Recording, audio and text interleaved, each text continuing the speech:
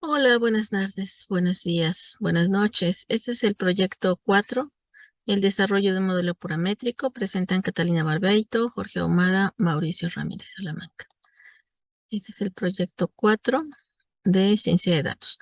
La problemática que tenemos es que se tiene un conjunto de datos simulado en 6 meses de la información recogida por una aseguradora mundial llamada Salud y Seguros, cuyo objetivo es determinar la probabilidad, cuyo objetivo es desarrollar un modelo para poder determinar la probabilidad de siniestro en los próximos meses. Es decir, nuestra variable objetivo es la siniestralidad. La variable de destino, entonces, se va a representar con un estado binario con los valores 0 cuando no hay siniestro y 1 cuando existe un siniestro. La actividad que vamos a desarrollar va a ser desarrollar el modelo basado en la metodología CRISP-TM y realizar el análisis exploratorio de datos con la variable dependiente. Y se debe de incluir la segmentación como una variable cualitativa en el modelo. El procedimiento general que llevamos a cabo es investigar acerca del tema de seguros. Después procedimos en Colab a cargar el dataset proporcionado en formato CSV. Y finalmente, todo el proceso pesado fue realizar el análisis utilizando las librerías de Python. Dentro de las variables que utilizamos para nuestro data frame, pues definimos en un data frame que se llama Data Seguros NUM las variables cuantitativas. Y estas serían antigüedad máxima, saldo pendiente SEC, siniestros 1, siniestros 2, siniestros 3, siniestros 4, siniestros 5 y siniestros 6.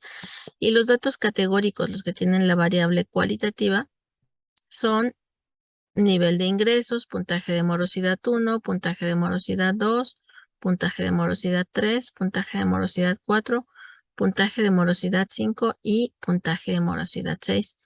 El, el dataset en el que cargamos todo antes de hacer cualquier cosa, la variable se llama DF Seguros. Ese es el data frame en donde tenemos el dataset completo. El dataset completo está formado de 18 columnas con 5.800 registros.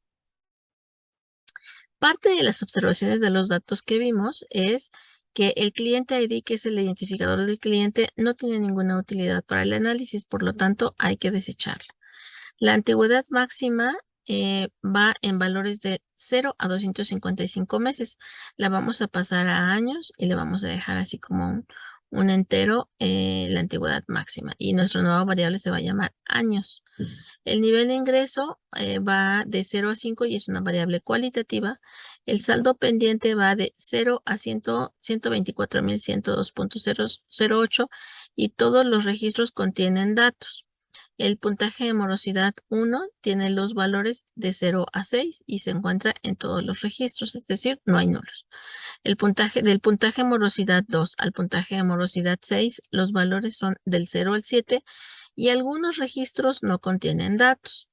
La variable saldo pendiente SEC va en valores desde 0 hasta 124.102.08 en todos los registros. Las variables siniestros 1 a siniestros 5 va de los valores 0 a 289 y todos los registros contienen datos.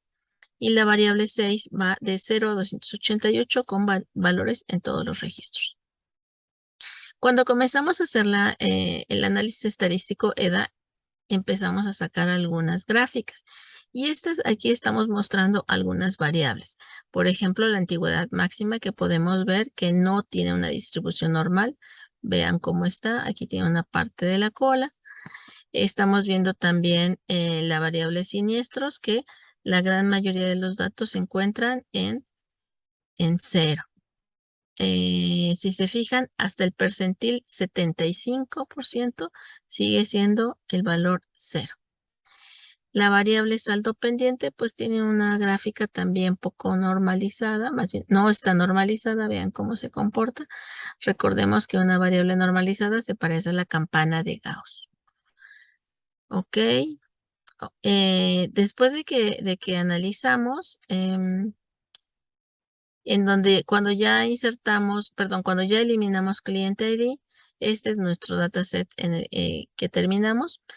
También aquí tenemos una nueva variable que se llama siniestros total, en el que se obtiene la suma de todos los siniestros. Aquí ya también eliminamos los nulos y si pueden observar, ya todas las columnas no tienen nulos.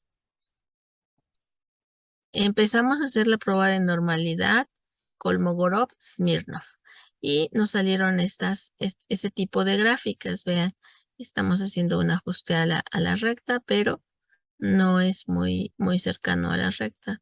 Tiene algunas desviaciones. Y en esta prueba de normalidad presentamos dos hipótesis. La hipótesis 0 es que los datos están normalmente distribuidos y la hipótesis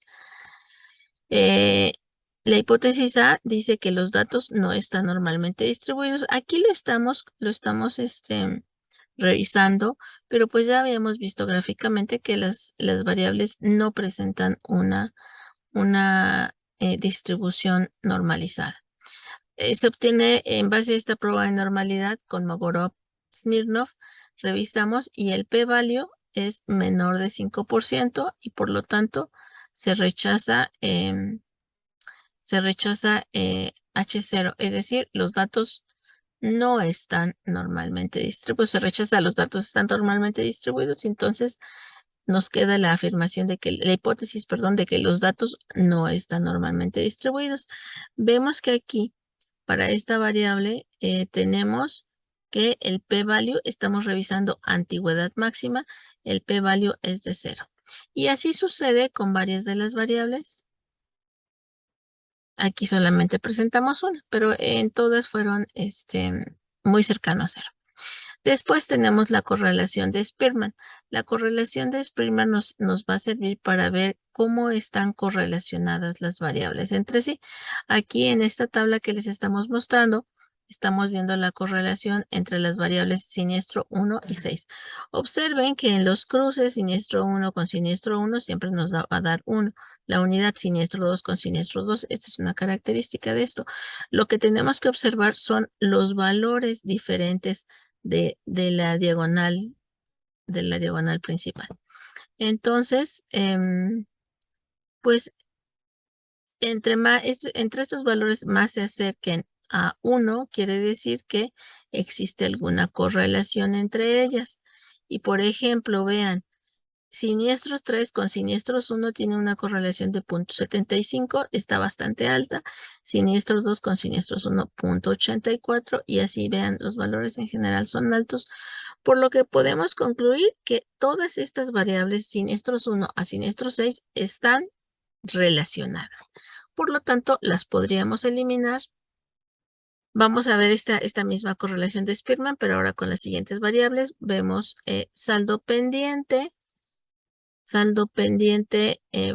por ejemplo, con saldo pendiente C, el valor es muy bajo, no está correlacionada. Con año también el valor es bajo, 0.1, no está correlacionada, y con siniestros total tampoco. Entonces podemos decir que en general todas tienen un índice bajo de correlación, es decir, las podemos utilizar para nuestro modelo final.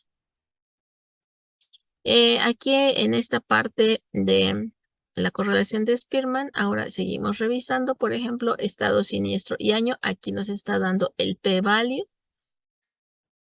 Y como en todos los casos es de 0, entonces voy a rechazar la hipótesis 0 de que son mutuamente independientes y entonces digo que son mutuamente dependientes. Al rechazar la hipótesis 0, entonces acepto la hipótesis A.